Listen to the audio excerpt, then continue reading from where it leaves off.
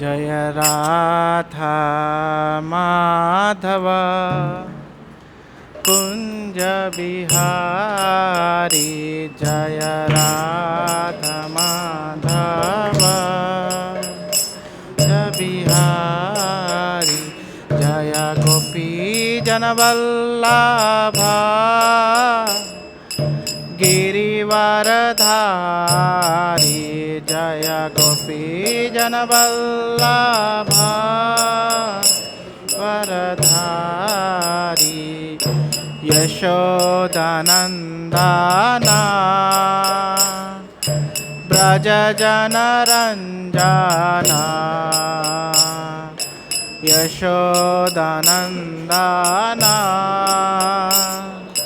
ब्रज जनरंजना यमुना तीरवनचारी जय कुंज बिहारी यमुना तीरवनचारी जय कुंज बिहारी जय राधा माधव कुंज बिहारी माधव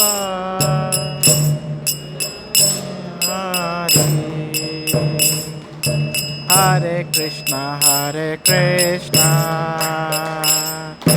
कृष्णा कृष्णा हरे हरे हरे रामा राम राम हरे हरे हरे कृष्णा कृष्णा कृष्णा हरे हरे हरे राम राम राम हरे हरे हरे कृष्णा कृष्णा कृष्णा हरे हरे हरे राम राम राम हरे हरे हरे कृष्णा कृष्णा कृष्णा हरे हरे हरे राम राम राम हरे हरे हरे कृष्णा कृष्णा कृष्णा हरे हरे हरे राम राम राम हरे हरे हरे कृष्णा कृष्णा कृष्णा हरे हरे हरे राम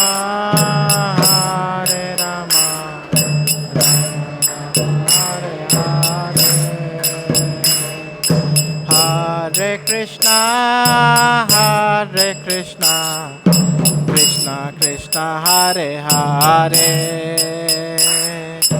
हरे Ram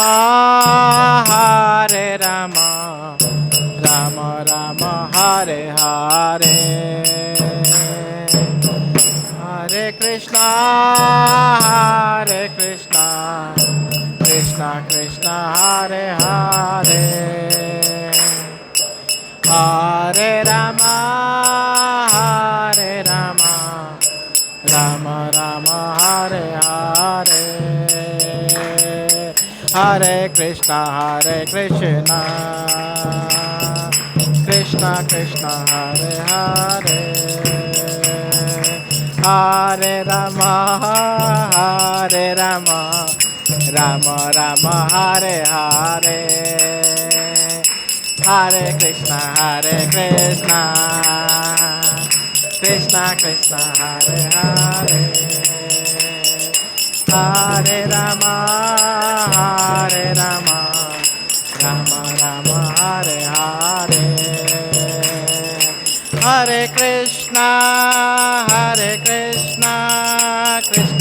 Krishna, Hare Hare, Hare Rama, Rama Rama, Hare Hare, Hare Krishna, Krishna Krishna, Hare Hare, Hare Rama, Rama Rama, Hare Hare. Jaya Radha Madan Mohan Radha, Madan Mohan Radhe.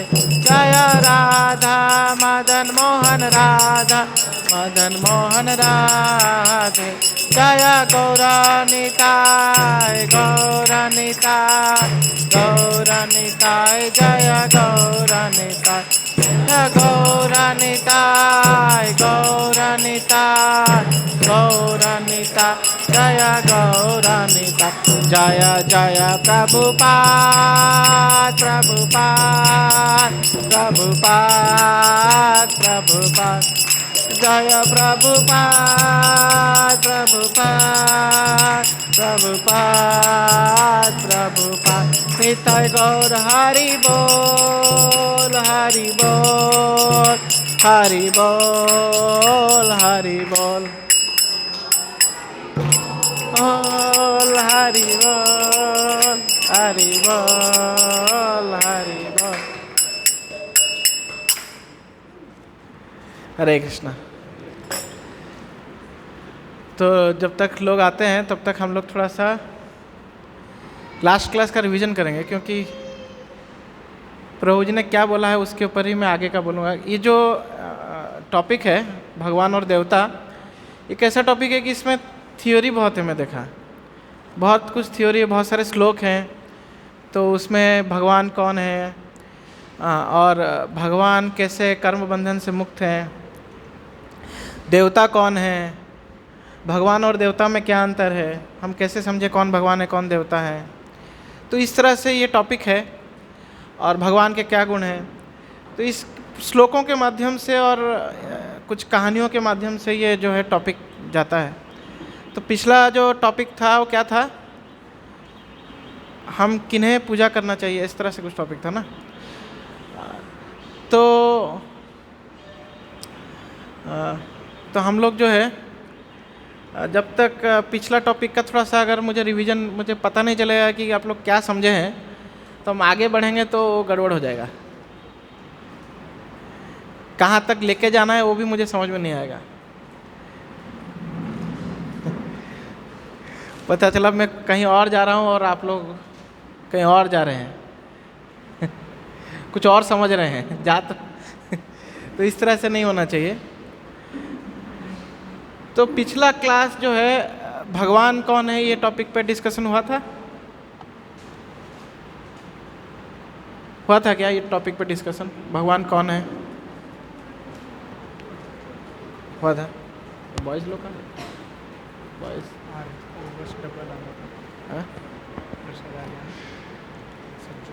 बाकी लोग कहाँ हैं, late आते हैं क्या? ये हमारा टाइमिंग वो मतलब अनऑफिशियली वो 7:45 हो गया लगता है। कितना हुआ अभी? नहीं, लेवल 2 में लोगों को कम कर रहे हैं ना, जो लोग लेट आ रहे हैं। ऐसा है क्या?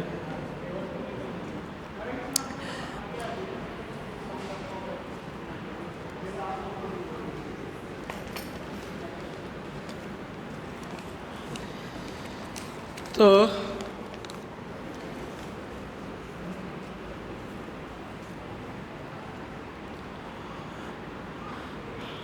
भगवान के ऊपर कुछ क्या डिस्कशन हुआ था? भगवान कौन है टॉपिक कुछ हुआ था? भगवान के 6 गुण, 6 ऐश्वर्यों का डिस्कशन हुआ था। देवता और भगवान में भेद क्या है उसका डिस्कशन हुआ था, उसका भी डिस्कशन हुआ था नहीं हुआ था? क्या माता जी? 3 गुणों के बारे में डिस्कस हुआ था।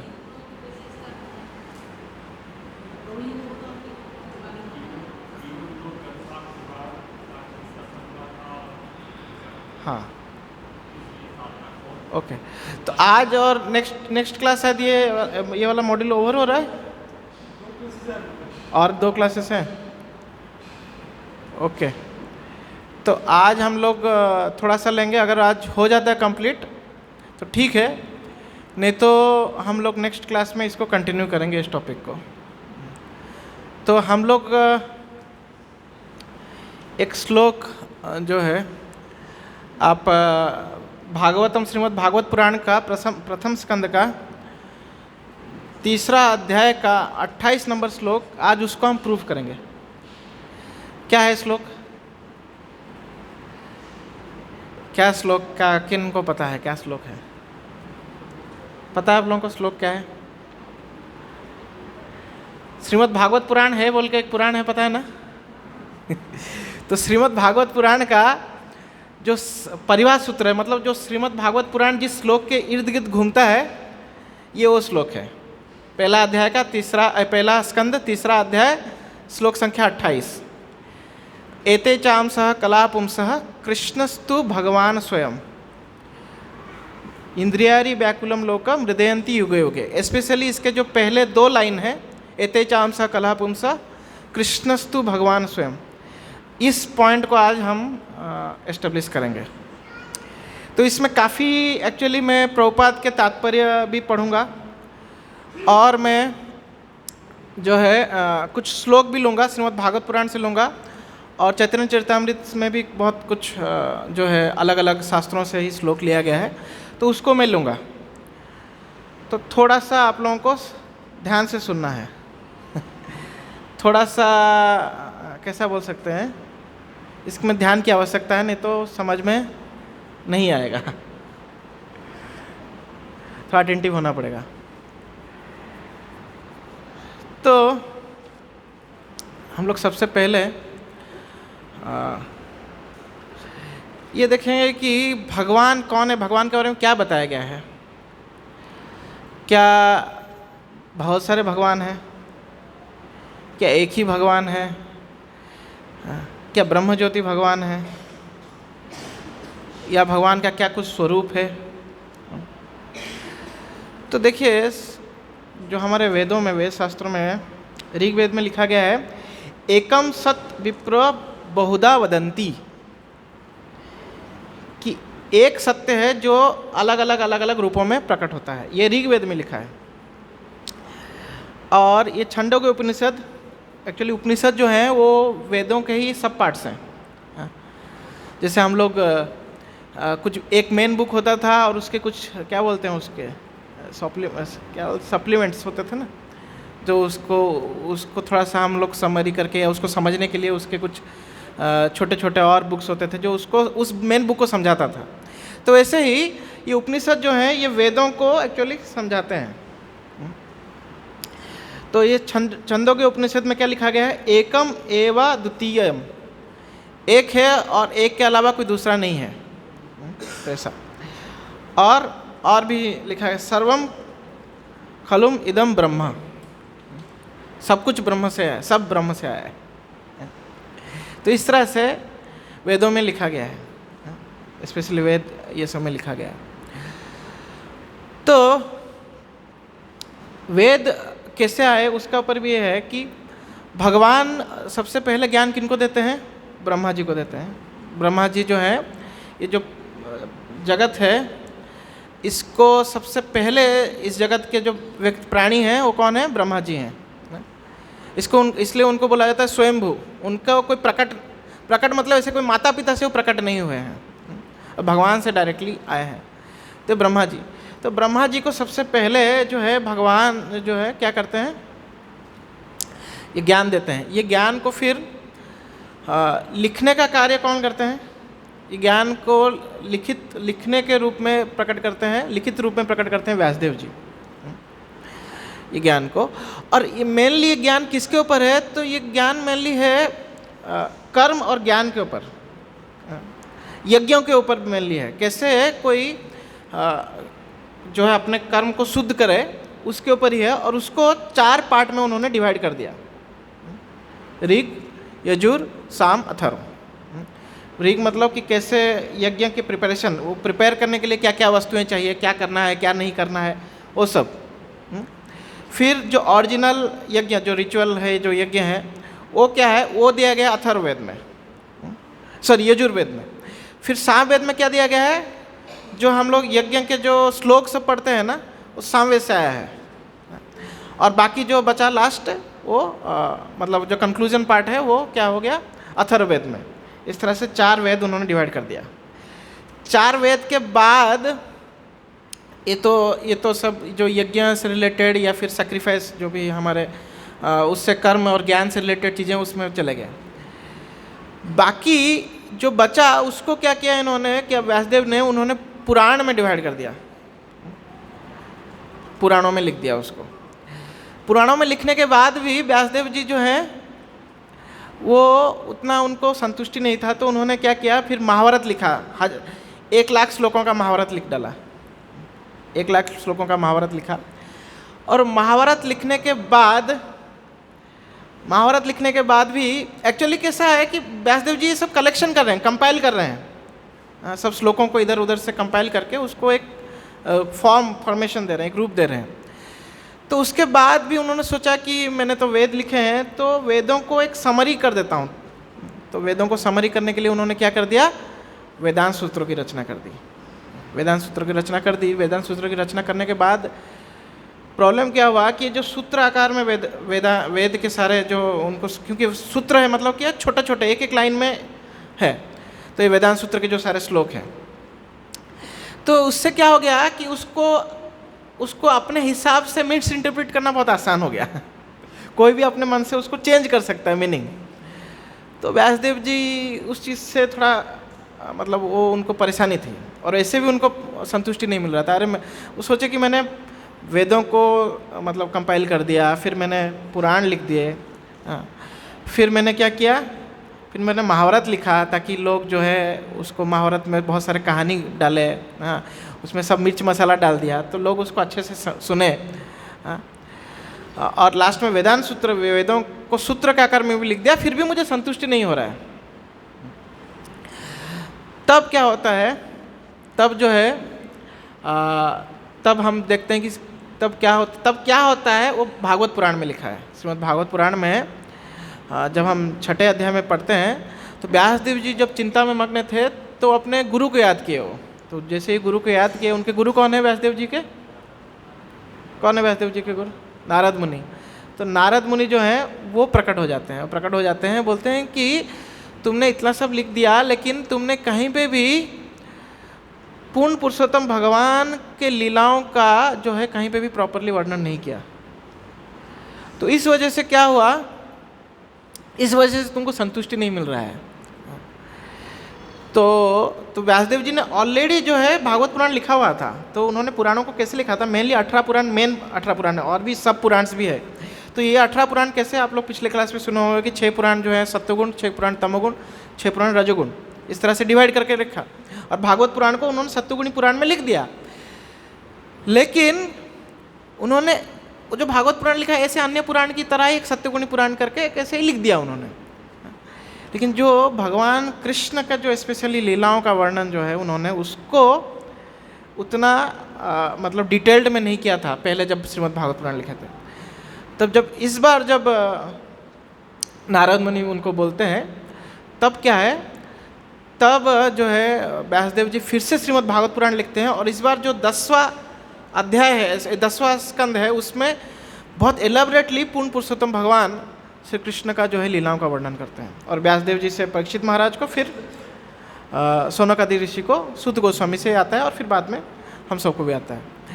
तो ये जो व्यासदेव जी के बारे में बताया गया है कि हर एक द्वापर युग में व्यासदेव आते, मतलब हर एक द्वापर युग में जो है व्यासदेव जी आके इस तरह से कलयुग शुरू होने से पहले वेदों को ऐसे कंपाइल करते हैं और लिखते हैं। लेकिन ये जो व्यासदेव हैं, ये वाले जो द्वापर युग के व्यासदेव, ये भगवान के अवतार हैं, ऐसा वर्णन में है कि ये कोई साधारण व्यासदेव नहीं है, ये भगवान के अवतार हैं।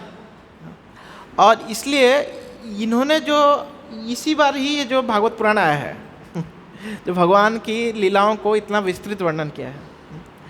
तो इसलिए ये भागवत पुराण के बारे में बताया गया है कि गरुड़ पुराण में ऐसा बताते हैं कि जो भागवत पुराण है तो वैसे बोलते हैं अर्थोयम ब्रह्मसूत्र नाम। ये जो ब्रह्मसूत्र है, ब्रह्मसूत्र जो है, ब्रह्मसूत्र यानी कि ब्रह्मसूत्र क्या है? वेदांत सूत्र का है, दूसरा नाम ब्रह्मसूत्र है, ठीक है। तो ये उसका अर्थ है यानी कि ये उस वेदांत सूत्र का एक कमेंट्री है। क्या? कौन सा वेदांत सूत्र का कमेंट्री है? क्या वेदांत सूत्र का कमेंट्री है? श्रीमद् भागवत पुराण। तो कमेंट्री मतलब जैसे कि हम लोग एक कमेंट्री पढ़ते हैं, जैसे कि हम प्रभुपाद जी ने क्या लिखा है Bhagavad Gita as it is, तो भगवद गीता के हर एक श्लोक को लिया है, उसमें कमेंट्री दिया है। तो ये जो भागवत पुराण है वेदांत सूत्र के हर एक श्लोक को नहीं लिया है, लेकिन वेदांत सूत्र में जो भी दिया गया है उसको ही जो है भागवत पुराण जो है विस्तृत रूप में समझाता है। जैसे कि एग्जाम्पल लेंगे, जैसे कि एक किसी कॉलेज के एक प्रोफेसर को बोला गया कि सर आप 15 मिनट थोड़ा सा बच्चों को क्लास दे दीजिए ना। तो टाइम नहीं था, तो उस सर ने जो है 15 मिनट एक पर्टिकुलर टॉपिक के ऊपर उनको बोला गया था, तो पर्टिकुलर टॉपिक के ऊपर उन्होंने क्लास दे दिया। लेकिन बाद में अगले दिन जो है स्टूडेंट्स ने उनको रिक्वेस्ट किया, सर जो आपने टॉपिक बोला वो बहुत अच्छा टॉपिक है, लेकिन हमको ज़्यादा कुछ समझ में नहीं आया, हमको उसको विस्तार रूप में जानना है। तो टीचर जो है अगला दिन जो है उसको ही 2 घंटे का क्लास देते हैं। तो ऐसा नहीं कि टीचर पहले दिन जो 15 मिनट बोले थे तो हर एक लाइन को लाते हैं फिर उसको विस्तार करते हैं, ऐसे नहीं ना। वही सेम टॉपिक है लेकिन उसको क्या किए हैं, लाइन वाइज नहीं डिस्क्राइब किए हैं, उसको अच्छे से डिस्क्राइब किए हैं। तो उस तरह से भागवत पुराण जो है इस तरह से ये वेदांत सूत्र का क्या है, नेचुरल कमेंट्री है। ऐसा कौन बताता है? ऐसा बहुत सारे पुराणों में लिखा गया, स्पेशली गरुड़ पुराण में लिखा गया। और ये पुराण क्या है, तो पुराण के बारे में बताया जाता है जो वेदों को पूर्ण करता है। क्योंकि वेद का कैसा है, वेदों में जो है श्लोक लिखे हैं, उसमें कहानी वानी ज़्यादा नहीं है, कुछ बहुत कम कहानी है, मेनली श्लोक के बाद श्लोक लिखा गया है। तो उसको पूर्ण करने मतलब जो पुराण है इसमें बहुत सारे कहानी, और कहानी से वेद के जो वाक्यों को अच्छे से समझाया गया है। तो इंटरेस्टिंग बना के उसको अच्छे से समझाया गया है। तो ये पुराण करते हैं। तो इसलिए पुराण मतलब क्या है, जो वेदों को पूर्ण करे, इसलिए वो पुराण है। प्रभुपाद जी बोलते हैं कि जो बहुत पुराने हैं, ये भी एक अर्थ हो सकता है, जो बहुत पुराने हैं, और ये अर्थ है कि जो वेदों को पूर्ण करे। तो ये भागवत पुराण जो है हम देखते हैं, हम पहले देखिए कि भागवत पुराण क्या है, कि सारे जो वेदों का एक तरह से बोल सकते हैं कि सार है वेदांत सूत्र, और वेदांत सूत्र का ही कमेंट्री है भागवत पुराण। तो इसलिए भागवत पुराण में जो लिखा गया है मतलब उसको हम सारे पुराणों से, सारे वेदों से ऊपर मान सकते हैं एक तरह से। अगर वेद में कुछ लिखा गया हमको ठीक से समझ में नहीं आ रहा है, अगर भागवत पुराण में हम उसको समझ जाते हैं तो हम लोग वेद को समझ गए, हो गया ना, कंक्लूजन तो वही निकल रहा है। तो ये भागवत पुराण का ये श्लोक हम इसके ऊपर चर्चा करेंगे। तो हम देखते हैं कि भगवान कौन है। हम लोग जैसे पहले ये श्लोक पढ़े थे, तो भगवान जो है एक है और अलग अलग रूप में आते हैं, ऐसा है।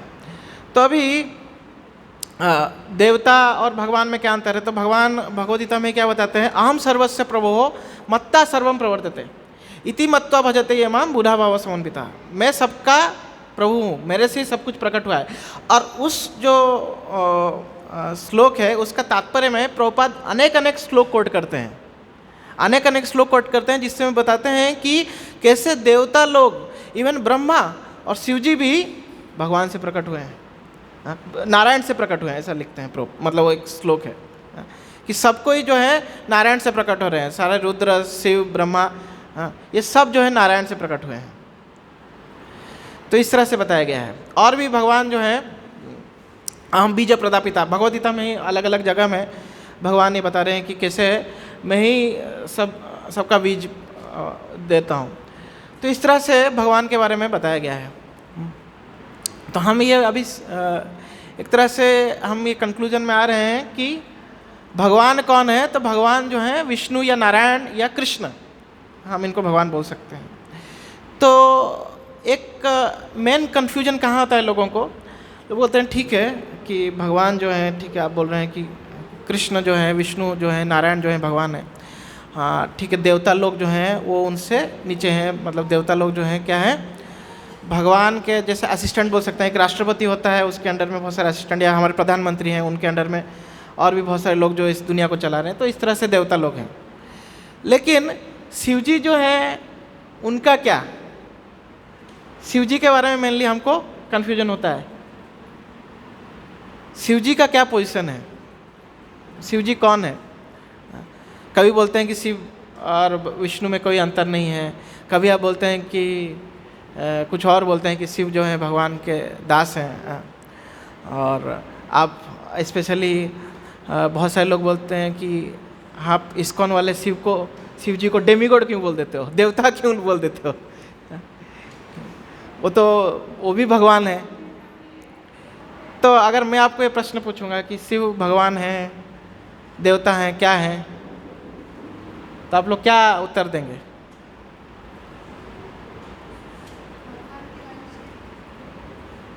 अंश हैं, तो हम भी तो सारे जीवात्मा जो हैं भगवान के अंश हैं। मामाई अंश जीवलोके जीवभूता सनातना से बोलते हैं ना भगवान, कि सारे जीवात्मा जो है मेरे अंश हैं। तो शिव और हम में क्या अंतर है, और शिव और देवताओं में क्या अंतर है।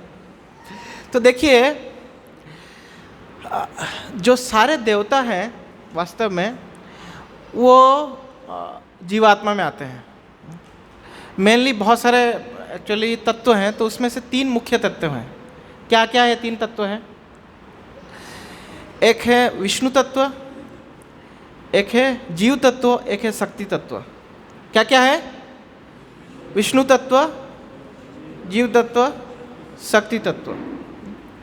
तो ये 3 जो तत्व हैं, तो इसमें जीवात्मा जो है वो किस में आता है, वो आता है जीव तत्व में।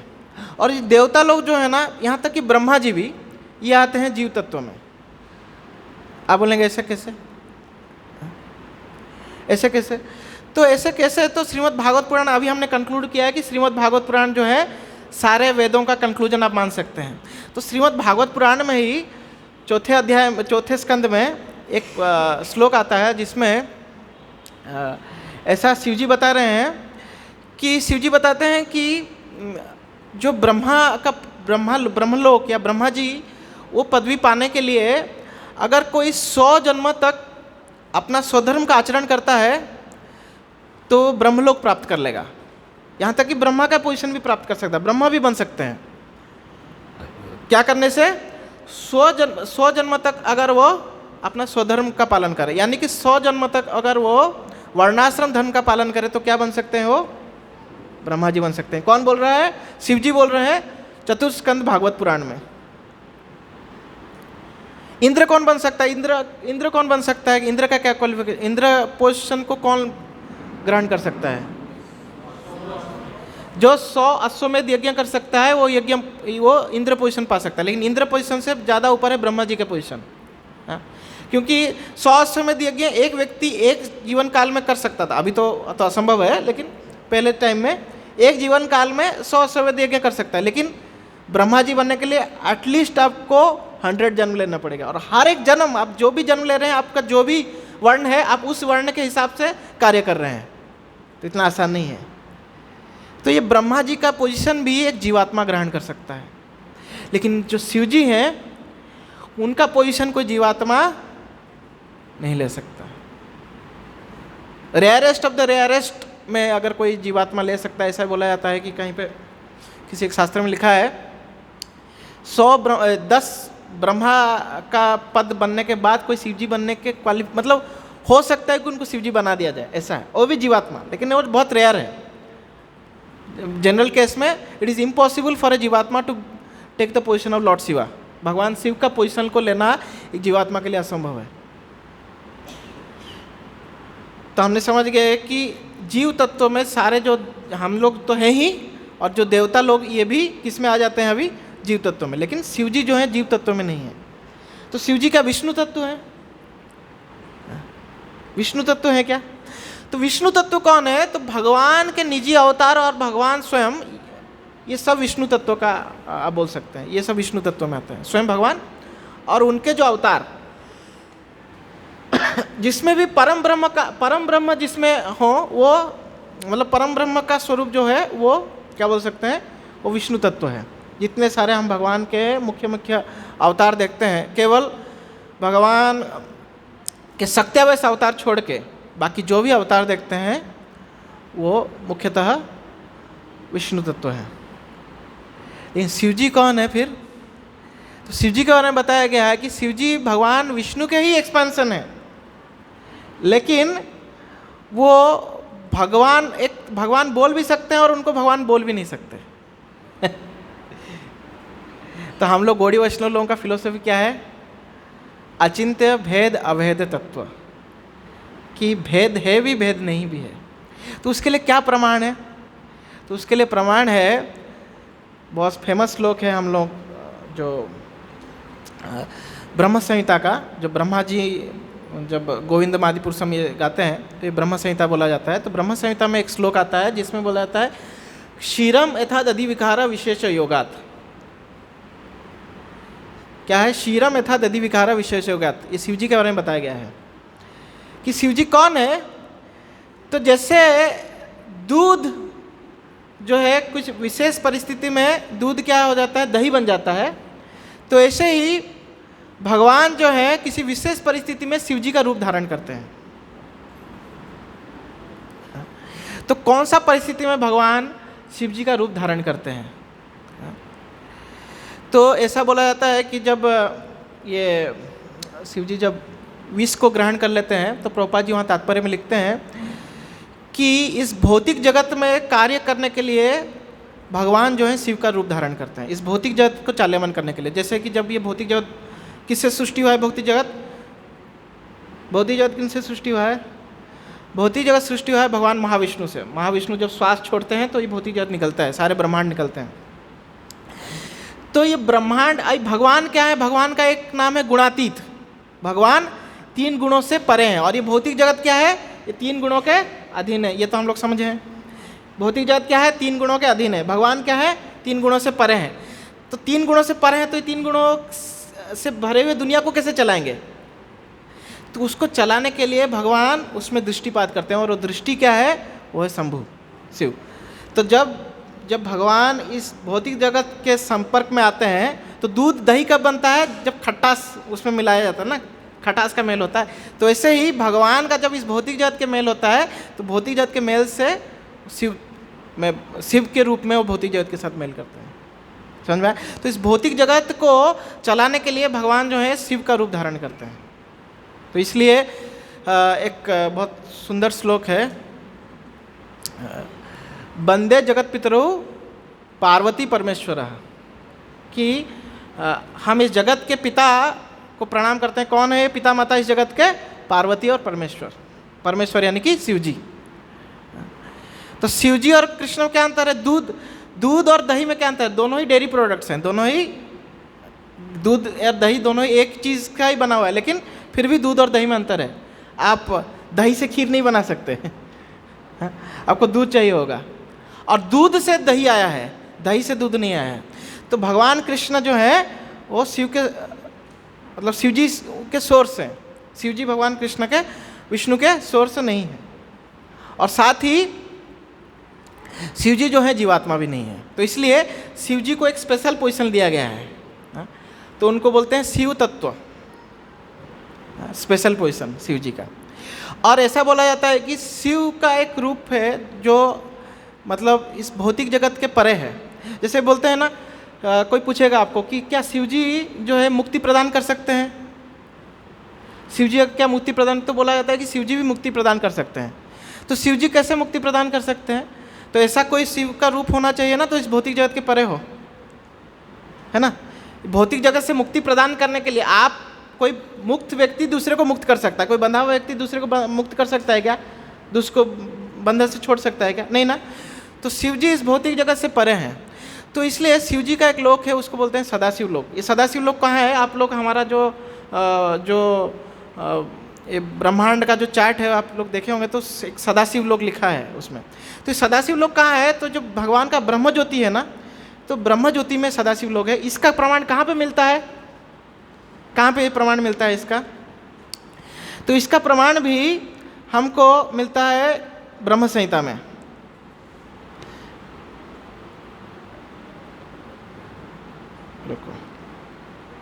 हाँ, ब्रह्म संहिता का एक श्लोक है ब्रह्म संहिता 5वां अध्याय 43 नंबर श्लोक के ब्रह्म संहिता का केवल 5वां अध्याय भी हमारे पास है और कोई अध्याय नहीं है। ये ब्रह्म संहिता भी कहाँ से है, ये भी इम्पोर्टेंट है हमको जानना। ये जो आज का क्लास है केवल इन्फॉर्मेशन का क्लास है, और इसको क्यों हमको जानना चाहिए मैं एंड में बताऊँगा। तो आप लोग कृपया करके थोड़ा सा सुनते रहिए, कुछ अच्छे चीज़ हैं। तो ये ब्रह्म संहिता कहाँ से आया? ब्रह्म संहिता वास्तव में ब्रह्मा जी का मतलब गाया हुआ ये गीत है। और ब्रह्म संहिता जो है इसको स्वयं श्री चैतन्य महाप्रभु, ये साउथ में केरला के पास एक आदि केशव मंदिर है केरला में, तो वो आदि केशव मंदिर से ही जो है श्री चैतन्य महाप्रभु लेके आए, लेकिन केवल 5वां अध्याय ही लेके आए। केवल शायद वो वही अध्याय होगा शायद, या फिर वो क्या कारण होगा तो पता नहीं, लेकिन केवल 5वां अध्याय, और वो बहुत सबसे इम्पोर्टेंट है।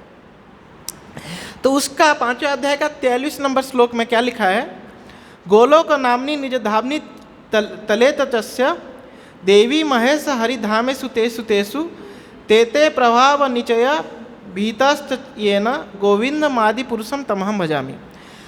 तो ये सारे जो धाम है, सारे जो जगत है, उनके बारे में यहाँ पे बताया गया है। तो बताया गया है कि भगवान का जो निजी धाम है क्या है? गोलोक धाम। और ये जो भूतल है, ये जो भौतिक जगत है, इसको क्या बोला जाता है? देवी धाम। देवी धाम क्यों? क्योंकि इसको देवी जो है चाल्यमान करके रखे हैं देवी। फिर देवी धाम के ऊपर कौन सा धाम है? देवी धाम का सबसे उच्चतम लोक कौन सा है? तो ब्रह्मलोक है, जिसको सत्यलोक बोलते हैं, जहाँ पे ब्रह्मा जी रहते हैं अपने पार्षदों के साथ। ये देवी धाम का सबसे उच्चतम लोक है। और उस लोक के ऊपर, देवी धाम के मतलब ब्रह्मलोक के ऊपर जो है एक विरजा नदी बहती है।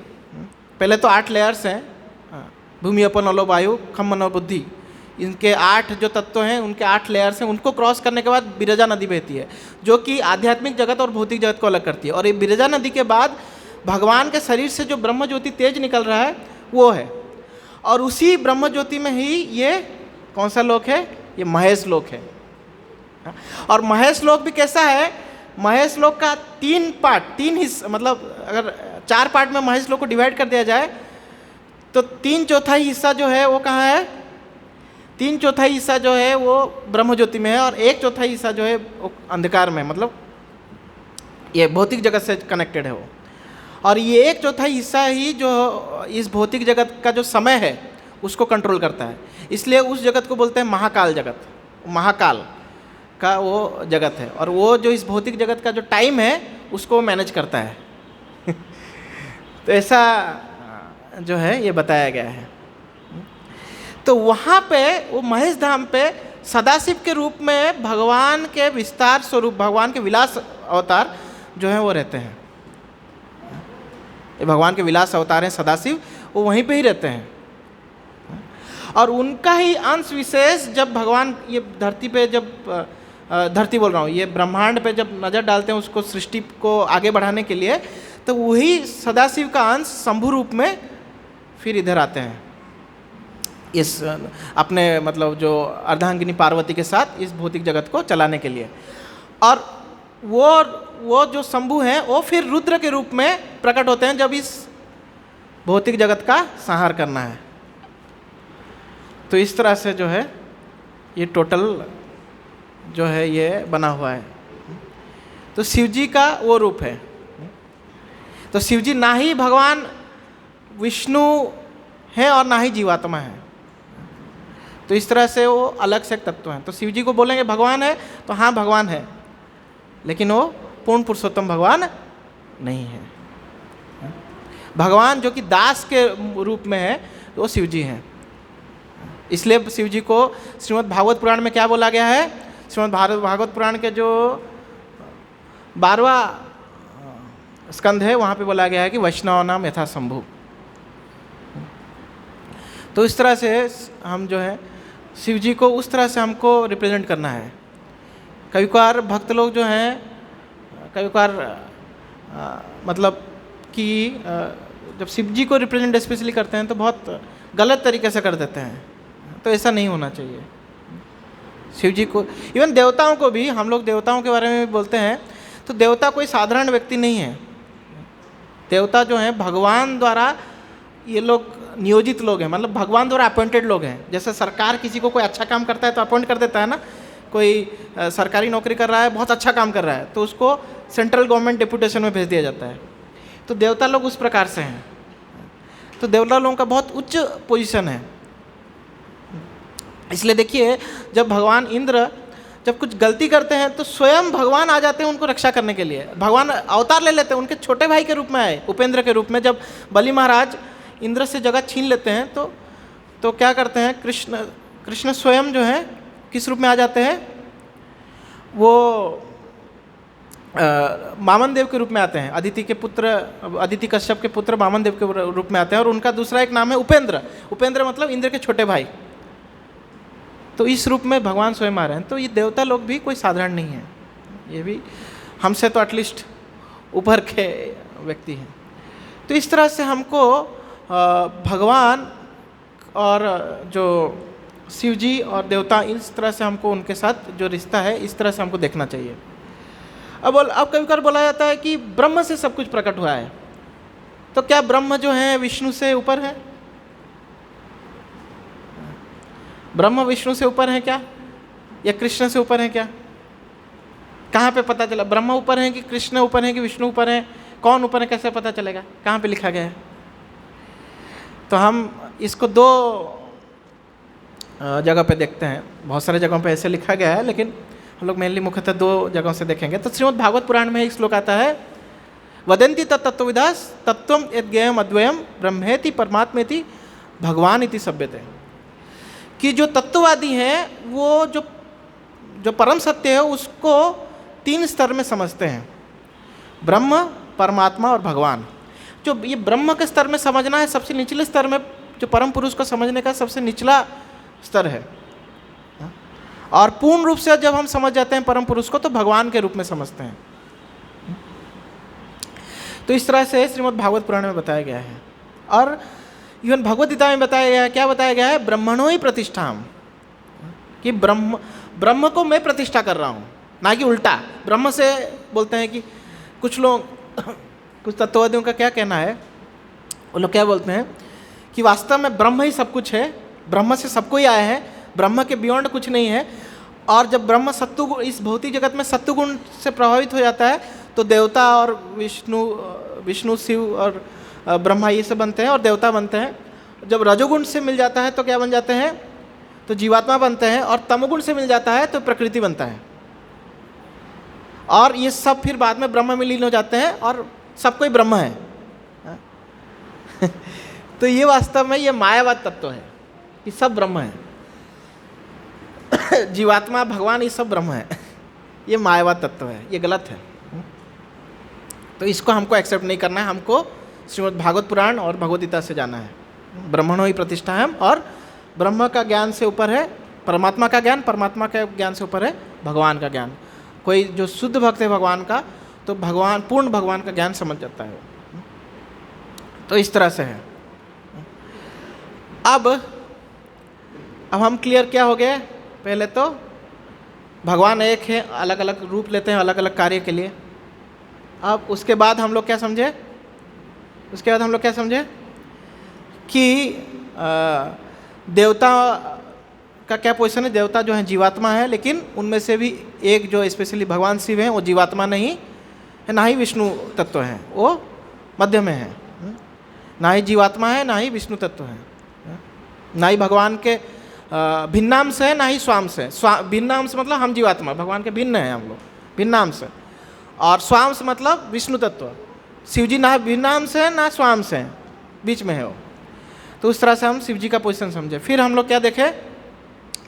फिर हम लोग देखते हैं कि भगवान का रूप जो है, परम सत्य का जो पूर्ण रूप है, वो भगवान स्वरूप है, परमात्मा नहीं है। परमात्मा भी भगवान के शरीर से जो कांति प्रकट हो रहा है, परमात्मा है।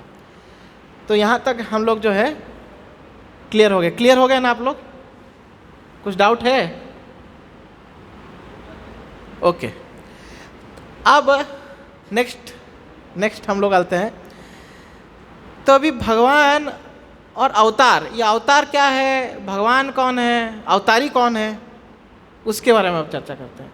कुछ लोग बोलते हैं विष्णु के कृष्ण अवतार हैं, और कुछ लोग, हम लोग स्पेशली हम गौड़ीय वैष्णव लोग बोलते हैं कि कृष्ण के अवतार हैं विष्णु। तो इस तरह से, और अवतार है क्या वास्तव में, अवतार और भगवान में कोई अंतर है क्या? तो वो हम थोड़ा समझते हैं अब। तो देखिए अवतार का क्या अर्थ है। अवतरिति इति अवतार, जो उतरता है अवतार है। तो इसका एग्जाम्पल क्या देते हैं? तो एग्जाम्पल देते हैं कि जैसे कि एक दीप है, उससे आप अलग अलग दीपों को जलाया जा सकता है ना। तो जो पहला दीप का जो लॉ है, जो इंटेंसिटी है, और जिस वो पहले दीप से जो बाकी दीपों को जो जलाया गया उनका इंटेंसिटी, कोई अंतर है क्या? कोई अंतर नहीं है, सब समान है। लेकिन फिर भी पहला का एक पोजीशन है, पहला का एक स्तर है। तो इस तरह से एक अवतारी है जिससे सारे अवतार जो हैं प्रकट हो रहे हैं। तो अवतार और अवतारी में कोई अंतर है क्या?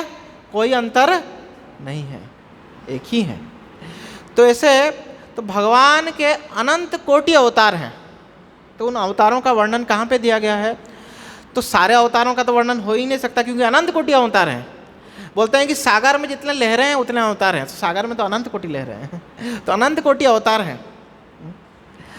तो लेकिन फिर भी 24 अवतारों का वर्णन श्रीमद् भागवत पुराण के पहले स्कंद के 3 अध्याय में दिया गया है। 24 अवतारों का वर्णन दिया गया है। और इन 24 अवतारों का वर्णन जो है देने के बाद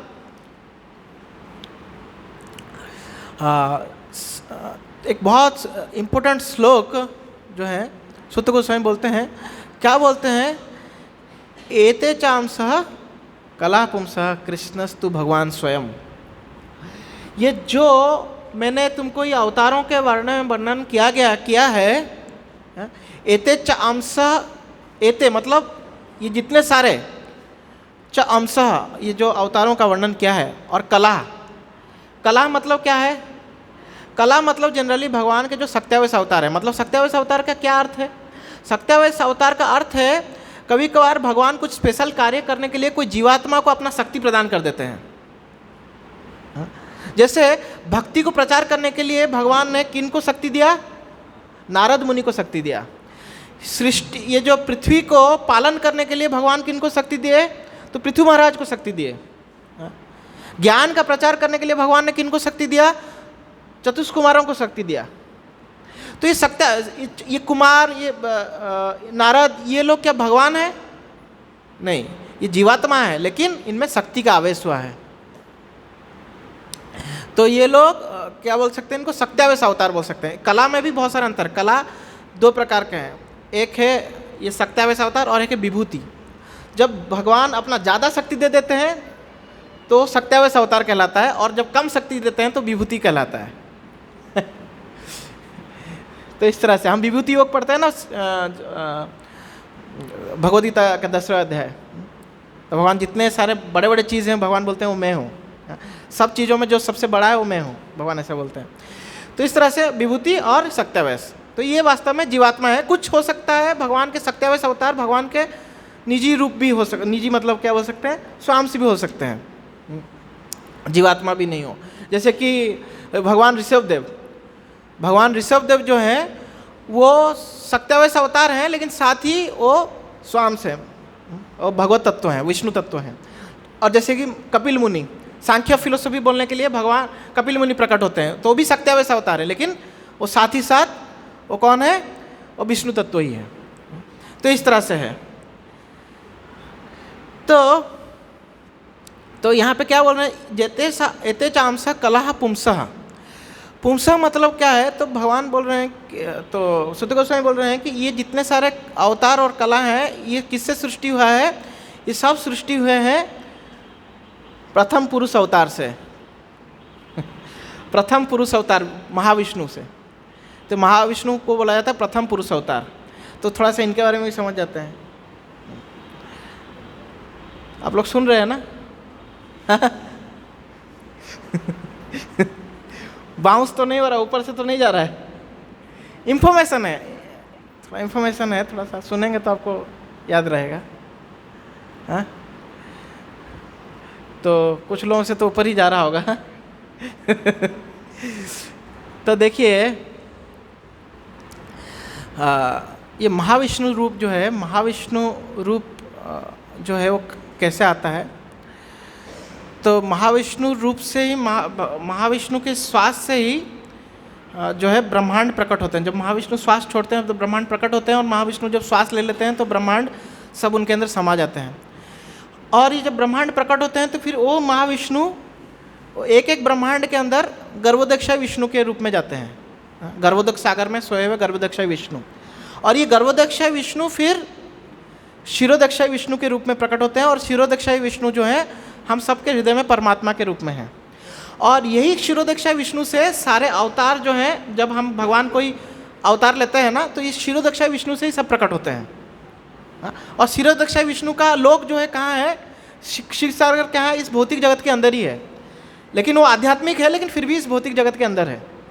जैसे कि भारत के अंदर अमेरिका का एम्बेसी है, जैसे मुंबई में कॉन्सुलेट ऑफिस है अमेरिका का, तो आप उसके अंदर चले जाएंगे तो अमेरिका का फ्लैग उड़ रहा होगा, अमेरिका का घड़ी होगा, अमेरिका का पेन होगा, सब कुछ अमेरिका का होगा।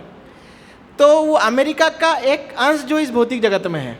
तो इस तरह से जो क्षीर सागर है वो इस तरह से आध्यात्मिक जगत ही है, लेकिन इस भौतिक जगत के अंदर है। तो बोल सकते हैं कि एम्बेसी है आध्यात्मिक जगत का, और वहाँ पे क्षीरोदक्षाय विष्णु रहते हैं। और क्षीरोदक्षाय विष्णु से ही सारे अवतार, जब भगवान कोई अवतार लेते हैं, स्पेशली हम लोग 10 अवतार के बारे में जानते हैं, मत्स्य कुर्म, वराह, नरसिंह, परशुराम। तो ये सब अवतार जो हैं कहाँ से प्रकट हुए हैं? ये सब अवतार ये क्षीरोदक्षाय विष्णु से प्रकट होते हैं। तो और जब ये सूत गोस्वामी 24 अवतारों का वर्णन कर रहे हैं, तो 24 अवतारों का वर्णन करते समय वो कृष्ण को भी एक अवतार में वर्णित करते हैं कि कृष्ण भी एक 24 अवतारों में से एक अवतार है। लेकिन जब ये श्लोक बोल रहे हैं एतचांसा कला पुंसः, जो ये सारे जो हमने अवतार देखा और जो कलाएं देखी, कलाएं मतलब जो 27 अवतार देखे, जो विभूतियाँ देखी भगवान की, ये सब जो हैं प्रथम पुरुष से प्रकट हुए हैं। और प्रथम पुरुष किससे आए हैं? तो बोलते हैं कृष्णस्तु भगवान स्वयं। तो स्वयं भगवान कौन है? कृष्ण है। कृष्ण से ही कौन आए हैं? महाविष्णु आए हैं। और महाविष्णु से फिर गर्भोदक्षाय, गर्भोदक्षाय से क्षीरोदक्षाय, क्षीरोदक्षाय से ये सारा प्रकट हुआ है। ऐसे तो हम देखेंगे तो हम जब चैतन्य महाप्रभु एक्चुअली सनातन गोस्वामी को जो है मध्य लीला चैतन्य चरितामृत में बताते हैं भगवान के विस्तार के बारे में, तो हमें पहले बताते हैं कि कृष्ण से बलराम आते हैं। भगवान के सबसे पहले विस्तार जो है बलराम जी हैं। बलराम जी से जो है पहला चतुर्व्यूह आता है। पहला चतुर्व्यूह का क्या अर्थ है? वासुदेव, संकर्षण, प्रद्युम्न, अनिरुद्ध। ये पहला चतुर्व्यूह से जो संकर्षण है उनको बोला जाता है महासंकर्षण। ये महासंकर्षण से आते हैं नारायण। नारायण से फिर दूसरा चतुर्व्यूह आता है। दूसरा चतुर्व्यूह फिर क्या है? वही सेम वासुदेव, संकर्षण, प्रद्युम्न, अनिरुद्ध। और ये जो दूसरा चतुर्व्यूह का जो संकर्षण है वहाँ से महाविष्णु प्रकट होते हैं। ठीक है, तो ऐसा है। ये चार्ट आप लोग देखेंगे तो कोई नेट में सर्च मारिए तो चार्ट आपको मिल जाएगा, तो वहाँ से आप क्लियर हो सकते हैं। तो कृष्णस्तु भगवान स्वयं, कृष्ण जो है वो स्वयं भगवान है, मतलब वो अवतारी हैं, अवतार नहीं है। कौन बोल रहा है ये? श्रीमद् भागवत पुराण का पहला स्कंद का 3रे अध्याय में सूत गोस्वामी सोनकादि ऋषि को बोल रहे हैं। तो अब हम लोग पहले तो हमने ये डिस्कशन किया था कि श्रीमद् भागवत पुराण कैसे वेदों का एक तरह से वेदों का सार है, वेदांत सूत्र का कमेंट्री है श्रीमद् भागवत पुराण। तो श्रीमद् भागवत पुराण जो बोल रहा है बाकी पुराणों से वो उसका वेट ज़्यादा है। तो शिव पुराण, देवी पुराण कुछ भी बोले, भागवत पुराण जो बोलेगा वो ऊपर में रहेगा। क्लियर? अभी बोलेंगे भागवत पुराण में भी पता है आप लोगों को कि भागवत पुराण में भी बहुत सारे जगह में ये वर्णन है कि जो है विष्णु से कृष्ण आए हैं। जब भगवान कृष्ण का जन्म होता है तो बोला जाता है कि विष्णु से कृष्ण आए हैं। और भी बहुत सारे जगह में, और आप 10वें अध्याय में और एक जगह में बताया गया है जब एक कहानी आता है जिसमें अर्जुन और भगवान कृष्ण भगवान महाविष्णु के पास जाते हैं। महाविष्णु के पास जाते हैं। एक्चुअली एक ब्राह्मण के बच्चे को महाविष्णु क्या है, ब्राह्मण के बच्चों को मार के अपने पास ले आते हैं, क्योंकि उनको इच्छा था कि भगवान कृष्ण का दर्शन करने के लिए। हाँ? तो फिर भगवान कृष्ण अर्जुन को महाविष्णु के पास लेके जाते हैं और ब्राह्मण के बच्चों को छुड़ा के लाते हैं। तब जो है वो महाविष्णु जब भगवान कृष्ण और अर्जुन को देखते हैं तो बोलते हैं कि तुम लोग जो है अभी अपना लीला जो है समाप्त करके फिर से मेरे पास आ जाना और मुझे में समा जाना। हाँ? तुम मेरे अवतार हो, तुम लोग दोनों मेरे अवतार हो, नारायण हो, तुम लोग मेरे पास वापस आ जाना। तो यहाँ पे तो महाविष्णु ऐसे बोल रहे हैं और यहाँ पे बोल रहे हैं कि कृष्णस्तु भगवान स्वयं, और एक ही ग्रंथ है, कोई तो अलग अलग ग्रंथ भी नहीं है। तो अब तो कन्फ्यूजन हो गया ना कि अवतार कौन है, अवतारी कौन है। पहला प्लीज़ हमको क्लियर होना चाहिए कि अवतार और अवतारी में कोई अंतर नहीं है। ऐसे शक्ति वाइज दोनों सेम है, लेकिन फिर भी अवतारी मतलब कि उनसे ही सब प्रकट हुआ है। तो अभी कन्फ्यूजन हो गया, तो इसको कैसे क्लियर करें, कैसे क्लियर करें? तो उसके लिए हमारे आचार्य लोग स्पेशली श्रीला जीव गोस्वामी बोलते हैं कि वास्तव में भागवत पुराण जो है, भागवत पुराण में क्या वर्णन है? भगवान के सारे अवतारों का वर्णन है, विस्तृत रूप में भगवान के अवतारों का वर्णन है। और जो तीसरा अध्याय है, पहला स्कंद का जो तीसरा अध्याय है, ये क्या कर रहा है? इसमें भी शुद्ध गोस्वामी जो है अवतारों के बारे में नाम ले रहे हैं, विस्तृत रूप से नहीं बोल रहे हैं लेकिन नाम ले रहे हैं। तो तीसरा अध्याय जो है वास्तव में श्रीमद् भागवत पुराण का क्या बोल सकते हैं, समरी है। श्रीमद् भागवत पुराण को अगर छोटा से संस्कृत में जानना है तो तीसरा अध्याय पढ़ लो, पहला स्कंद का तीसरा अध्याय पढ़ लो, तो क्या बोल सकते हैं इसको, ये समरी है। और ये जो श्लोक है इसको बोला जाता है श्रीमद् भागवत पुराण का परिभाष सूत्र। क्या बोला जाता है? परिभाष सूत्र। परिभाष सूत्र का अर्थ क्या है कि इसके इर्द गिर्द ही श्रीमद् भागवत पुराण घूमता है। मतलब इस श्लोक का पूरा श्रीमद् भागवत पुराण में इसका जो है इसका शक्ति देखा जा सकता है। जैसे कि एक दीप है, दिया जो है वो एक ही जगह पर रहता है, लेकिन उसका लौ जो है पूरा जो है रूम को प्रज्वलित कर देता है, लाइट पूरा रूम में लाइट आ जाता है। तो ऐसे ही ये जो श्लोक है 1.3.28 श्रीमद् भागवतम पहला स्कंद तीसरा अध्याय 28 नंबर श्लोक, ये पूरा इसका प्रभाव पूरा भागवत पुराण में है। तो ये जो श्लोक बोलेगा, ये श्लोक जो है ये सबसे ज़्यादा वेटेज का है। तो इसमें जो बोला गया है वही ट्रुथ है, बाकी जो बोला गया है वो हो सकता है इनडायरेक्ट ट्रुथ हो सकता है वो कुछ अलग हो, लेकिन ये जो बोला गया ये ट्रुथ है। तो इसमें क्या हो गया कि अवतारी जो है वो कौन है? वो कृष्ण है। कृष्ण से ही सब कुछ सारे अवतार आए हैं। तो कृष्ण और विष्णु क्या अंतर है? तो कृष्ण और विष्णु में अंतर है कि कृष्ण जो है वो भगवान जो कि घर में है, और विष्णु जो है क्या है? भगवान जो कि ऑफिस में है, और कोई अंतर नहीं है। भगवान घर में है, भगवान ऑफिस में। घर में जब आदमी रहता है तो कैसा आराम से रहता है, ऑफिस में तो हाफ पैंट पहन के अपने, घर में जैसे लुंगी पहन के बैठा है तो ऑफिस जाके तो लुंगी पहन के ऑफिस नहीं जा सकता ना। अगर कोई पुलिस वाला है घर में अपना मस्त रह रहा है, लेकिन जब ऑफिस जा रहा है तो पुलिस का ड्रेस पहन के जाना पड़ रहा है, तो वही अंतर है। प्रभुपाद जी बोलते हैं जब श्री चैतन्य महाप्रभु का एक संवाद आता है, क्या गोपाल भट्ट गोस्वामी के पिताजी का नाम वेंकट भट्ट के साथ जब संवाद करते हैं चैतन्य महाप्रभु, तो वहाँ पे ये प्रभुपाद जी तात्पर्य में लिखते हैं कि वास्तव में भगवान राम, बलराम, कृष्ण, विष्णु ये सब एक हैं, और इनमें अगर कोई भेद करता है वास्तव में मूर्ख है। क्या है वो? मूर्ख है, और उसको वेदों का कंक्लूजन, वेदों का जो सार है उसको पता नहीं है। तो इस तरह से हमको भी कृष्ण ऑफिस और कृष्ण ही है, तो लेकिन फिर भी कृष्ण जो है वो अवतारी हैं, कृष्ण से ही सब प्रकट हुआ है। और हम गौड़ीय वैष्णव स्पेशली भगवान के ये रूप को ही पूजा करते हैं। ये रूप को क्यों पूजा करते हैं? तो ऐसा बोला जाता है कि भगवान के बहुत सारे क्वालिटीज़ हैं। तो हमने 6 गुणों के बारे में पढ़ा था ना कि छः गुण बोलते हैं, या फिर 6 ऐश्वर्य के बारे में हमने सुना था। तो भगवान के और भी 3 क्वालिटीज़ हैं। तो क्या है? तो सबसे एक पहला क्वालिटी है भगवान जो है परम तत्व हैं।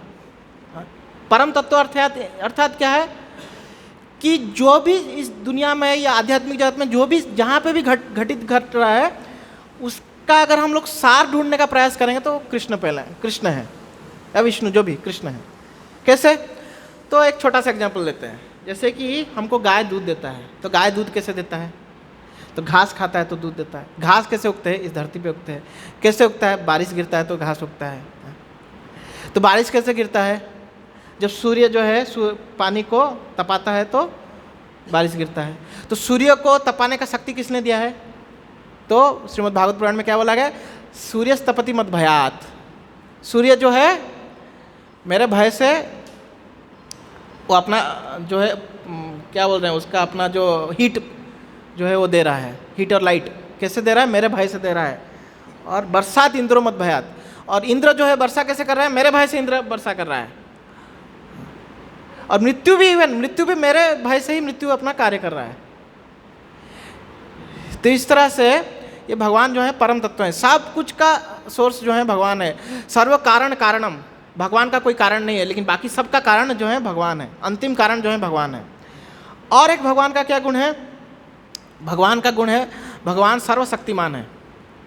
सर्वशक्तिमान भगवान के तो ऐसे बहुत सारे लीलाएं आप देखेंगे। भगवान 7 साल की उम्र में गोवर्धन पर्वत उठा देते, लेकिन सर्वशक्तिमान का हम और अगर सूक्ष्म रूप में जाएं तो भगवान की इच्छा से सब कुछ हो रहा है। हमको कुछ कार्य करना हो, कुछ करना है तो हमको मीटिंग में कुछ खुद से प्रयास करना पड़ता है। अगर कुछ गड़बड़ घट गया कुछ ऑफिस में तो संग संग वो जो है जो मैनेजर है वो मीटिंग बुलाता है। नहीं, भगवान ऐसा नहीं है। भगवान ऐसा नहीं सोचना पड़ता, अरे यार मैंने तो श्वास लेके सृष्टि बना दिया, अब कौन इसको, ब्रह्मा किधर गया, ब्रह्मा को प्रकट करना पड़ेगा। नहीं, सब अपने से होता है। राधा गोविंद महाराज बोलते हैं ये तो महाराज जब भगवान के इस गुण के बारे में बोल रहे थे तो महाराज बोलते हैं कि भगवान ऐसा नहीं सोचते कि ब्रह्मा का मर गया, शिव किधर भाग गया रे तो भगवान की इच्छा मात्रा से ही सब कुछ होता है। तो इसलिए भगवान सर्वशक्तिमान है। भगवान आँख बंद करके भी पूरा सृष्टि का बना रहे हैं और पूरा सृष्टि उनके इशारों पे चल रहा है, लेकिन भगवान आराम से क्या बोलते हैं शेष पे सोए हुए हैं। तो इस तरह से जो है भगवान सर्वशक्तिमान है। लेकिन और जो तीसरा गुण है वो बहुत इंपॉर्टेंट है। भगवान जो है अखिल रसामृत मूर्ति है। अखिला क्या है? अखिल रसामृत मूर्ति। अखिल रसामृत मूर्ति का क्या अर्थ है? कि जितने सारे रस हैं इसके सार जो है भगवान है, और इस सारे रसों को आस्वादन करने का भी पूर्ण रूप से आस्वादन भी कौन करते हैं? वो भगवान ही करते हैं। तो भगवान कौन से रूप में सारे रसों को पूर्ण रूप से आस्वादन करते हैं? तो कृष्ण रूप में, विष्णु रूप में नहीं। कैसे? तत्वों की दृष्टि से दोनों समान है, लेकिन जैसे कि आप अगर आप कोई जॉब लेना है तो अगर आप ऑफिशियल वे से जाएंगे तो मुश्किल है, लेकिन आपका अगर कोई रिश्तेदार उस जॉब कर रहा है आसान है ना, तुरंत चलो मेरा भाई है मैं इसको ये कर देता हूँ। तो ऐसे ही भगवान देखो जब विष्णु रूप में है तो ऑफिशियल पोजीशन पे है, तो उनके जो पार्षद भी हैं तो भगवान को ऐश्वर्य के रूप में उनको प्रार्थना कर रहे हैं, उनको स्तुति कर रहे हैं। लेकिन जब वो कृष्ण रूप में हैं, और स्पेशली चैतन्य महाप्रभु बोलते हैं कि भगवान का जो ओरिजिनल स्वरूप है वो है ब्रजेंद्र नंदन कृष्ण। इवन वासुदेव कृष्ण भी नहीं, मथुरा और द्वारका वाले कृष्ण भी नहीं, जो ब्रज के कृष्ण है वो ओरिजिनल स्वरूप है, जो मुरलीधारी ब्रज कृष्ण है, क्योंकि वही ब्रज कृष्ण के रूप में ही भगवान सारे रस का आस्वादन करते हैं। ऐसा बोला जाता है कि जो भगवान है उनके अनंत कोटि गुण है। भगवान का गुण का थोड़ा कुछ लिमिटेशन थोड़ा है, अनंत कोटि है, लेकिन उससे भी मुख्यतः ऐसा बोला जाता है कि जो जीवात्मा है वो 50 गुणों को भगवान का मतलब 50 गुणों को ले सकता है, वो भी कुछ बिंदु बिंदु के रूप में। और जो भगवान शिव है वो 55 गुण धारण कर सकते हैं, और विष्णु के रूप में जब भगवान प्रकट होते हैं तो 60 गुणों को, और कृष्ण के रूप में तो 64 गुण। तो जो कृष्ण में जो 4 एक्स्ट्रा गुण है ये सब आप पढ़ सकते हैं श्रीमद् चैतन्य चरितामृत मध्य लीला अध्याय 23 में चैतन्य महाप्रभु सुखदेव गोस्वामी सनातन गोस्वामी को इसका वर्णन करते हैं, वहाँ से मैं बोल रहा हूँ। तो आप लोग इसको डिटेल में पढ़ सकते हैं, मैं डिटेल में भी नहीं जा रहा हूँ। तो ये जो 4 गुण जो कृष्ण में पाए जाते हैं किसी और में नहीं है, इवन विष्णु में भी नहीं है, क्या है? तो पहला गुण है रूप माधुरी। तो कृष्ण का एक स्पेशल रूप है जो विष्णु का नहीं है। क्या है? भगवान त्रिभंग रूप में खड़े हैं और भगवान मुरली धारण किए हैं। ये मुरली तो भगवान इवन वासुदेव कृष्ण के रूप में भी मुरली धारण नहीं किया। वासुदेव कृष्ण के रूप में भी भगवान कभी भी त्रिभंग रूप में खड़े नहीं हुए, केवल ब्रजेंद्र नंदन कृष्ण के रूप में ही खड़े हुए। तो ये मुरलीधारी मतलब रूप माधुरी। और उसके बाद वेणु माधुरी, वेणु जो वंशी है वो भी केवल कृष्ण के रूप में जब भगवान आते हैं तब वो वंशी मतलब अपने लेते हैं ब्रजेंद्र नंदन कृष्ण के रूप में। क्योंकि जब भगवान, ऐसा बोला जाता है कि जब भगवान वृंदावन त्याग कर देते हैं तो वो वंशी को भी उधर ही छोड़ देते हैं, अपना बांसुरी को भी उधर ही रख देते हैं, लेते नहीं हैं। और फिर वेणु माधुरी, रूप माधुरी, फिर लीला माधुरी। लीला माधुरी यानी कि भगवान अपने जो अंतरंग पार्षदों के साथ जो लीला कर रहे हैं, ये भी पूर्ण रूप से आस्वादन कौन करते हैं? भगवान कृष्ण के रूप में ही कर रहे हैं, ब्रजेंद्र नंदन कृष्ण के रूप में। बोला जाता है कि भगवान जो अपने भक्तों के साथ आदान प्रदान करते हैं तो 5 मुख्य रस हैं। 5 मुख्य रस क्या क्या है पता है आप लोगों को? पता है? 5 मुख्य रस पता है आप लोगों को? तो पहला रस है सबसे निचला रस, शांत रस। जो ब्रज के जो लता पुष्प ये लोग जब भगवान को जो सेवा करते हैं ये शांत रस में सेवा करते हैं। जो पेड़ पौधे हैं, जो नदियां हैं वो शांत रस में, जो हवा है वो शांत रस में, जो जानवर हैं वो शांत रस में भगवान की सेवा करते हैं। फिर दास्य रस, दास्य रस यानी कि दास के रूप में भगवान की सेवा करना। कृष्ण हमारे मालिक हैं, हम उनके दास हैं। ये भी 100% रूप में कहाँ पे प्रकट होता है? ब्रज में। क्यों बोलेंगे? अरे विष्णु के भी तो वैकुंठ लोक में अनेक दास दासियाँ हैं, तो उसमें क्यों नहीं बोल सकते आप? क्या प्रॉब्लम है? तो देखिए, जब कोई पोस्ट में रहता है ना, पोस्ट पोजीशन में, तो ऑटोमेटिकली उसके बहुत सारे दास रहते हैं। लेकिन कोई पोस्ट नहीं है फिर भी आपको कोई सेवा कर रहा है, मतलब आपको प्रेम कर रहा है वो।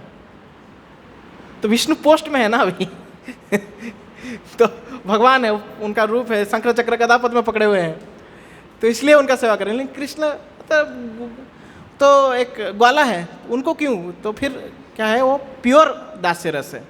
उसके ऊपर वात्सल्य रस, और वैकुंठ लोक में तो वात्सल्य रस में माता पिता के रूप में भगवान की सेवा करना, माता पिता के रूप में भगवान की सेवा करना। तो वैकुंठ लोक में ये है ही नहीं, दास्य रस ये मिसिंग है, केवल गोलोक वृंदावन में है। वैकुंठ लोक का जो सबसे उच्चतम लोक है गोलोक वृंदावन, वहीं पे ही है। और फिर क्या है? फिर साख्य यानी कि वात्सल्य से पहले साख्य है, सखा के रूप में। सखा के रूप में भी भगवान राम के भी बहुत सारे, देखिए सुग्रीव भगवान के राम के सखा हुए, लेकिन फिर भी सुग्रीव जानते हैं कि भगवान राम जो है भगवान है और मैं उनका दास हूँ। लेकिन जो भगवान कृष्ण के जो साख्य हैं, सखा हैं, वो कृष्ण को भगवान के रूप में नहीं देखते। अरे हम दोनों तो, हम लोग समान हैं, तुम क्या ज़्यादा अपने आप को बड़ा समझ रहा है क्या? ऐसा बोलते हैं वो लोग।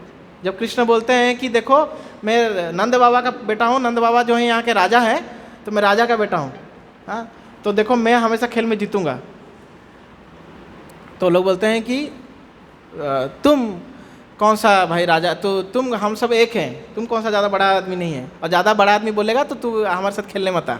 तो फिर कृष्ण उनको मनाने लगते हैं। तो ये भगवान रस का आस्वादन कर रहे हैं, क्योंकि भगवान क्या है? अखिल रसामृत मूर्ति। उसके ऊपर वात्सल्य, वात्सल्य के ऊपर है माधुर्य रस।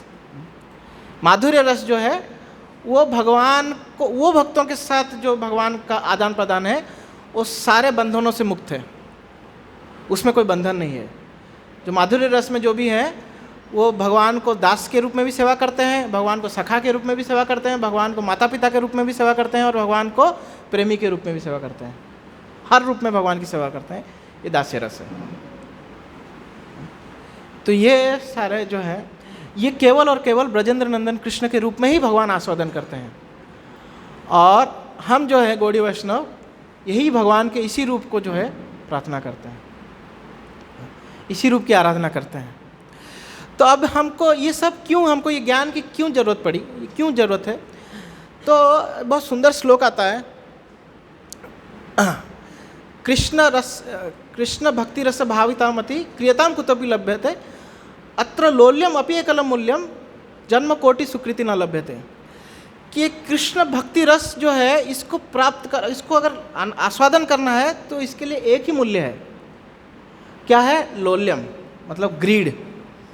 लोल्य मतलब हमको जैसे कि एक प्रेमी कैसे एक अपने पार्टनर से मिलने के लिए कैसे मतलब ये होता है, तो उसी तरह से हमको भी भगवान के प्रति वो डेवलप करना है। और सारे जो हम लोग का जो परम सिद्धि क्या है, हम लोग जब सुबह में पढ़ते हैं नाम अपराध पढ़ते हैं, 10 नाम अपराध, तो उसमें उसके एंड में हम क्या बोलते हैं? उसमें एंड में हम बोलते हैं कि हमको अभिष्ट सिद्धि प्राप्त हो। अभिष्ट सिद्धि क्या है? सारे जो वैष्णवों का कृष्ण प्रेम। तो कृष्ण प्रेम प्राप्त कैसे होगा? कृष्ण के प्रति लोल्यम के लिए। लोल्यम जब होगा तब।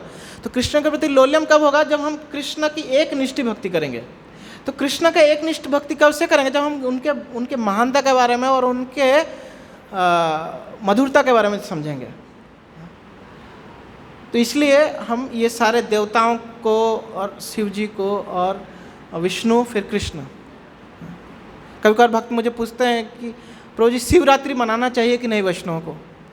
तो मनाना चाहिए कि नहीं, तो हम प्रभुपाद जो है एक जगह पे बोलते हैं कृष्णा बुक में कि एक बार नंद बाबा और सारे जो गोपियाँ हैं उनका इच्छा हुआ कि हमको शिवरात्रि मनाना है। तो शिवरात्रि मनाना है तो लोग फिर अंबिका वन जाते हैं और वहाँ पे शिवरात्रि मनाते हैं। तो शिवरात्रि भक्त लोग भी मना सकते हैं, लेकिन शिव को विष्णु से अभिन्न समझ कर, अगर कृष्ण से अभिन्न समझ के हम शिवरात्रि मना रहे हैं तो बेकार है, उसका कोई फ़ायदा नहीं है। हम शिवरात्रि मनाने से अगर हमारा कृष्ण के प्रति भक्ति बढ़ता है तो हमको शिवरात्रि मनाना चाहिए। मतलब शिव को जब हम शिवरात्रि मनाते हैं तो शिव जी को ये प्रार्थना करना चाहिए कि देखिए हे भगवान, हम आपको प्रार्थना कर रहे हैं कि हमको कृष्ण भक्ति प्रदान करें, क्योंकि आप वैष्णव नाम यथासंभव है, मतलब आप वैष्णव में सर्वश्रेष्ठ हैं। तो आप हमको, हमारे लिए गुरु समान है, आप हमको कृष्ण भक्ति प्रदान कीजिए। अगर हम लोग अगर शिवरात्रि कृष्ण से अलग होकर केवल शिव जी की प्रार्थना कर रहे हैं तो कैसा हो जाएगा? तो ये दूसरा अपराध हो जाएगा। श्री ब्रह्मा आदि को भगवान से समान और स्वतंत्र समझना, और यहाँ तक कि शिव जी भी परेशान हो जाएंगे। अरे मूर्ख, अगर सपोज समझे हैं कि राजा और मंत्री दोनों खड़े हैं और मंत्री को ही आप बोल रहे हैं आप ही राजा हैं, आप ही सब कुछ है। अगर मंत्री बदमाश होगा तो उसको तो लगेगा कि भाई अच्छा कर रहा है, लेकिन मंत्री अगर शिवजी है तो शिवजी है वैष्णवानो यथा शंभु, तो शिवजी भड़क जाएंगे, ये कैसा मूर्ख है। तो इसलिए अगर हम शिव को कृष्ण भक्ति प्राप्त करने के लिए हमको शिव जी की प्रार्थना करना है तो कर सकते हैं। यहाँ तक कि चैतन्य महाप्रभु जब उड़ीसा आते हैं तो जब जगन्नाथपुरी जाने से पहले वो भुवनेश्वर होते हुए जाते हैं। तो भुवनेश्वर में किनका मंदिर आता है? लिंगराज का मंदिर आता है। तो वहाँ पे लिंगराज के सामने वो नाचते हैं और ये सुंदर जो गाना है हरि हराय नमः कृष्ण यादवाय नमः, तो ये वहीं गाते हैं। तो उस तरह से हमको शिव जी की प्रार्थना करना चाहिए, नहीं तो क्या हो जाएगा? शिव जी भड़क जाएंगे। और उस तरह से प्रार्थना करेंगे तो क्या हो जाएगा?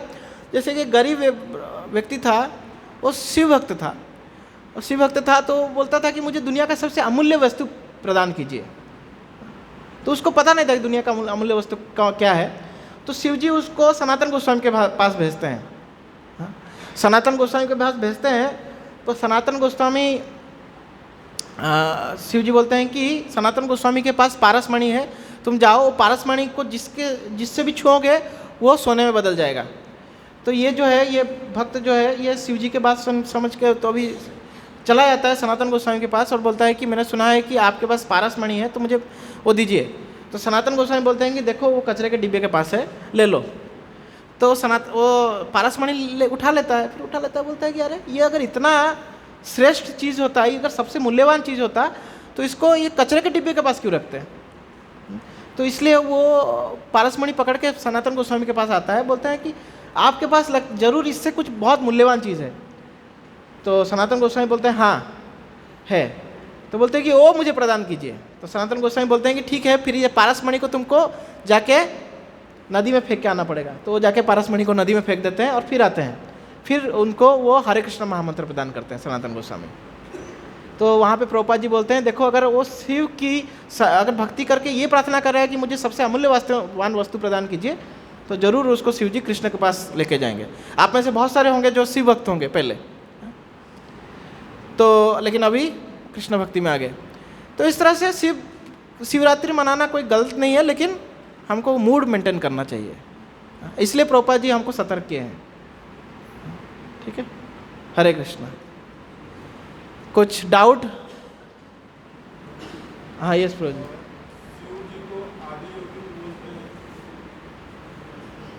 तो शिव जी का ये सदाशिव रूप है, सदाशिव रूप है जो इस भौतिक जगत से परे है।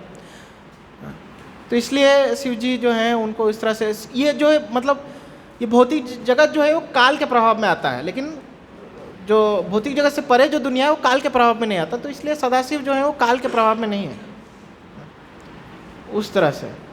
इसलिए ही शिव जी बोलते हैं ना, मुक्ति प्रदान कर सकते हैं क्या, तो इस भौतिक जगत से परे ले सकते हैं, लेकिन हमको आध्यात्मिक जगत में नहीं ले सकते लोग। हम लोग क्या हो जाएगा, जो शिव काली पूजा करेगा तो क्या हो जाएगा, वो ब्रह्म ज्योति में लटक जाएगा ब्रह्म ज्योति प्राप्त करेगा, लेकिन भगवान के निज धाम जो है वैकुंठ धाम और उसके ऊपर गोलोक धाम, वहाँ पर नहीं जा सकता। इस तरह से है।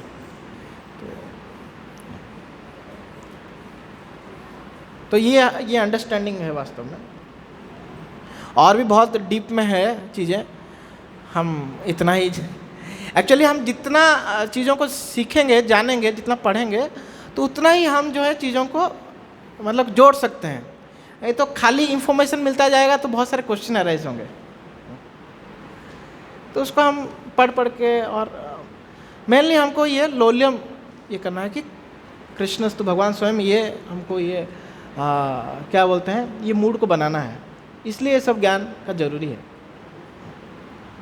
कभी कभार बिना ये सब ज्ञान के भी लोग ये कृष्ण भक्ति करने लगते हैं, कोई प्रॉब्लम नहीं, लेकिन फिर वो कभी कभार डिबेट भी हो जाते हैं जब उनको, अरे क्या तुमको पता नहीं, विष्णु तुम लोग उल्टा सीधा बोलते हो, कृष्ण विष्णु कंफ्यूज कर देते हैं। तो फिर या फिर बोलते हैं कि शिव भी भगवान है, ये भी भगवान है, तुम लोग गलत बोल रहे हो, तो लोग कंफ्यूज हो जाते हैं। तो इसलिए हमको ये नॉलेज होना चाहिए ताकि हम भटके नहीं और एकनिष्ठ होकर कृष्ण भक्ति करें। ठीक है, हाँ, मंत्र मुग्ध करता है।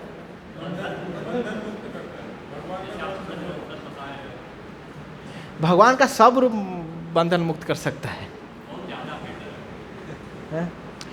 इसीलिए तो हम ब्रजेंद्र नंदन कृष्ण का रूप को ये करते हैं ना, सबसे स्वीटेस्ट भगवान का जो रूप है वो ये रूप है।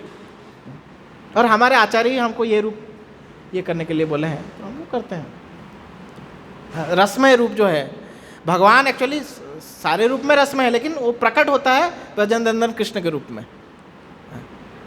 क्योंकि कोई ऑफिस में है तो सारे अपने सारे ये को प्रकट नहीं कर सकता। आपको सपोज किसी को क्रिकेट देखना पसंद है और वो जॉब में है, तो बैठ कर नहीं देख सकता, उसको नौकरी से निकाल देंगे। तो वैसे ही क्या वो अपना जो क्या बोलते हैं उसको, जो अपना इच्छाओं को उसको पूरी तरह से प्रकट नहीं कर पा रहा है। तो ऐसे विष्णु स्वरूप में भगवान जो है बहुत ग्रेव रहते हैं, लेकिन कृष्ण स्वरूप में भगवान जो है पूरा अपने भक्तों को पूर्ण रस में जो है वो डुबा के रखे हैं। तो ये अंतर है। तत्ववाइज दोनों रूप एक है, प्रभुपाद भी बोलते हैं वही चीज़। तो ऐसा है। और कोई कुछ पूछना है माता जी की तरफ से, कुछ डाउट्स है? थोड़ा बहुत डाउट आना चाहिए था, मुझे लगा समझ में आता तो थोड़ा बहुत डाउट आना चाहिए। बिना डाउट के जा रहे हैं मतलब ज़्यादा कुछ हुआ नहीं। ठीक है, ये थोड़ा तत्वों के ऊपर था, हम ज़्यादा तो नहीं लिया ना, मुझे ऐसा लग रहा है। ज़्यादा खतरनाक तो नहीं हो गया?